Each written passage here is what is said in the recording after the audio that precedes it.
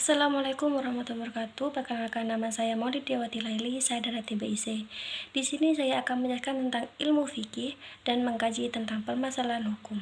Yang pertama, apa itu ilmu fikih? Ilmu fikih adalah suatu bidang ilmu dalam syariat Islam yang secara khusus membahas tentang hukum-hukum yang mengatur berbagai aspek kehidupan manusia, baik kehidupan pribadi maupun kehidupan bermasyarakat. Yang kedua, tentang mengkaji hukum. Permasalahannya adalah tentang melafalkan niat. Saat ini, tak sedikit masyarakat kita yang berdebat mengenai lafadz niat. Ada yang mensunahkan, ada juga yang membid'ahkan. Lalu, manakah yang lebih kuat antara keduanya? Sebelumnya, yang harus kita pahami adalah mengenai niat itu sendiri. Niat dalam ibadah itu tempatnya di dalam hati, bukan di lisan. Artinya, ketika hati ini sudah berniat, maka sudah cukup baginya tanpa harus melafadzkannya lagi. Dan masalah ini telah disepakati oleh seluruh ulama sejagat raya, termasuk ulama dari mazhab fikih, bahwa tidak ada syarat bahwa niat harus dilafadzkan. Alasannya, karena memang Nabi Muhammad SAW tidak pernah melafadzkan suatu niat dalam ibadahnya. Beliau tidak pernah memulai suatu ibadah dengan melafadzkan niat. Hanya dalam ibadah haji saja yang harus dilafadzkan niatnya, niat ihram, walaupun tetap niatnya dalam hati. Masalah melafadzkan niat, ulama sendiri berbeda pendapat tentang masalah ini. Apakah boleh seorang berniat dengan melafadzkannya? Ada ulama yang membolehkan dan ada juga yang melarang. Dan ada juga yang membid'ahkan dengan alasannya bahwa tidak ada dalil dari Al-Quran dan juga tidak ada penjelasannya dari hadis.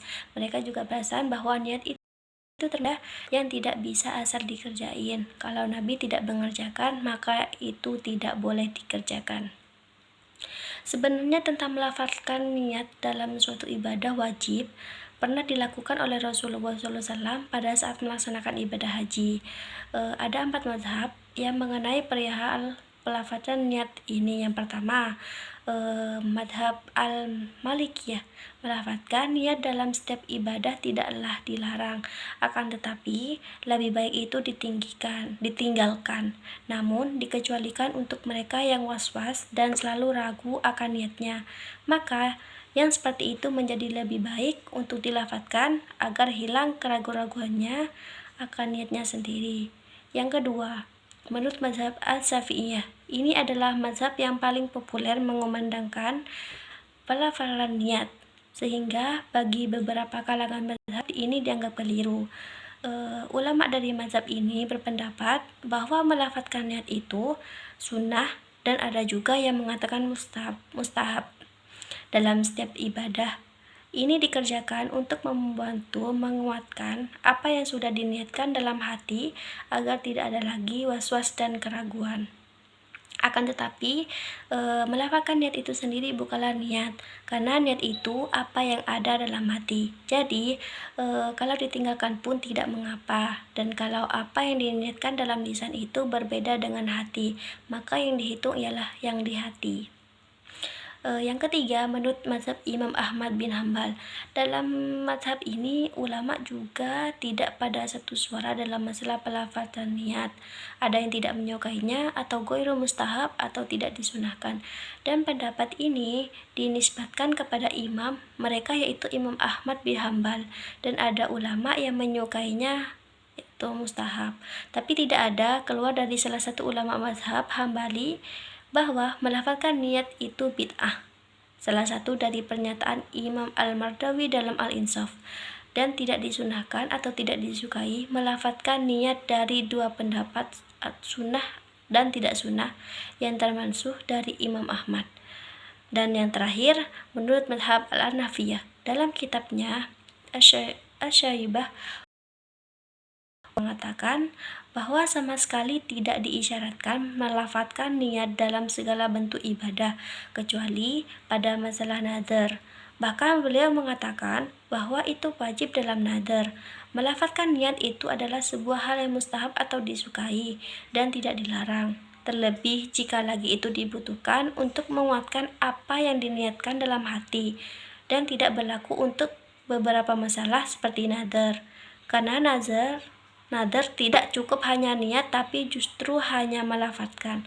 Ada 3 perkara yang harus dilakukan dalam niat. Yang pertama, berniat untuk beribadah. Yang kedua, berniat beribadah tersebut karena Allah semata. Dan yang ketiga, berniat bahwa ia menunaikannya demi melaksanakan perintah Allah.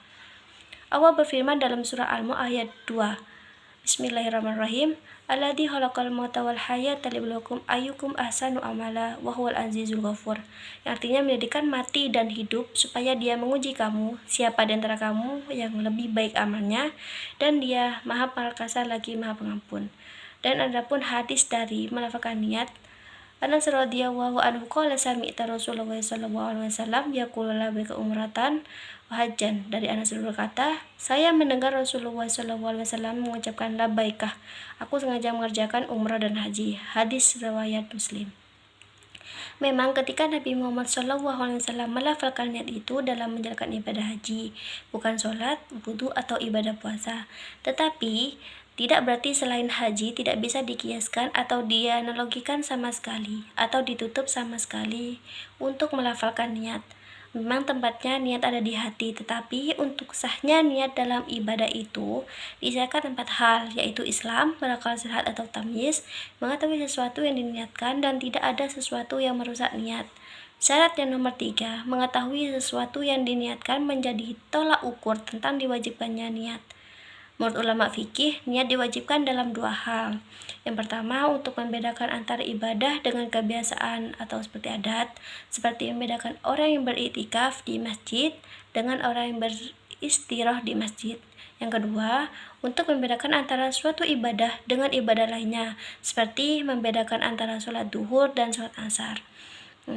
Jadi, fungsi melafalkan niat adalah untuk mengingatkan hati agar lebih siap dalam melaksanakan sholat, sehingga dapat mendorong pada kekhusyuan. Karena melafalkan niat sebelum sholat hukumnya sunnah, maka jika dikerjakan dapat pahala, dan jika ditinggalkan tidak berdosa. Adapun memfitnah perpecahan antara umat Islam karena masalah hukum sunnah adalah menyalahi syariat Allah Subhanahu wa taala. Jadi solusinya adalah tidak semua niat harus dilafatkan. Segala perbuatannya itu dilakukan tergantung pada niat. Maka dari itu kita harus kembali kepada keyakinan kita masing-masing. Yang penting niatnya beribadah kepada Allah. Sekian dari saya. Assalamualaikum warahmatullahi wabarakatuh.